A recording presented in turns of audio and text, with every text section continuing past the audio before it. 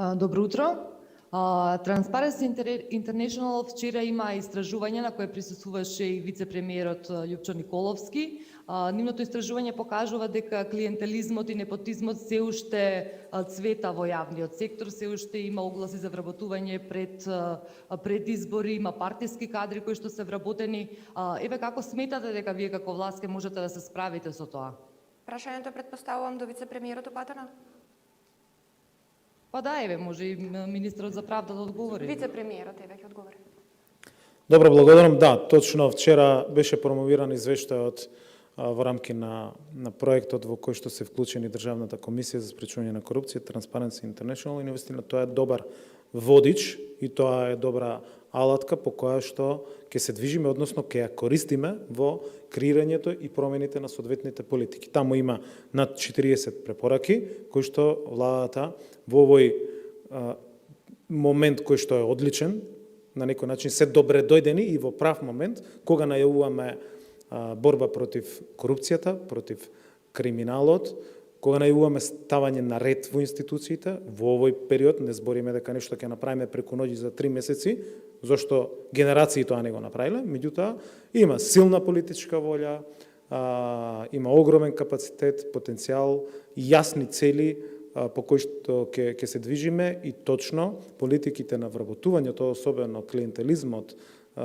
кронизмот, непотизмот, кои што се дел од оваа анализа, се значени за нас и ќе бидат земени во предвид при носењето измените на законската регулатива, при промените во делот на постапките и во функционирањето на системот. Како што кажа, станува збор за обемна материја, односно за голем број на препораки, кои што јасно и јавно и гласно кажав дека ќе бидат земени во предвид при промените и при концептот на нашето делување во овој период. Така да, една по една препорака од истите ќе бидат имплементирани, а со тоа ќе го подобруваме системот, ќе ги отстрануваме слабостите, ќе ставиме акцент на професионализацијата на администрацијата, но особено со фокус на реформите во делот на членувањето во бордови, во управни, во надзорни одбори, подигањето на критериумите, на стандардите, на образованието, на искуството,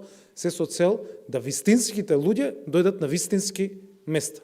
И на вистинските, на клучните позиции, на вистина, да имаме луѓе со капацитетност, со компетенции, кои што ќе може да се носат со одговорност. Не местата да служат за задоволување на било какви апетити, туку ни седен подолг процес кој што го почнуваме сега, ако што вклучува и промени на начинот на размислување, на менталитет, на склопот, на матрицата на делување, да луѓето знаат дека со професионално, со искуство, со стручноста ќе навистина дојдат до вистинските места, а не да низ заобиколени начини и процедури, но и со губење на доверба во институциите, заминуваат од државата и навистина се разочарани од состојбите внатре. Состојбите ќе ги променуваме од корен, тоа го најавуваме, ова се 4 години на внатрешни трансформации и секако дека ќе бидам првиот кој што ќе инсистира и ќе прави притисок да овие политики, да овие препораки бидат имплементирани во овој мандат. Благодарам.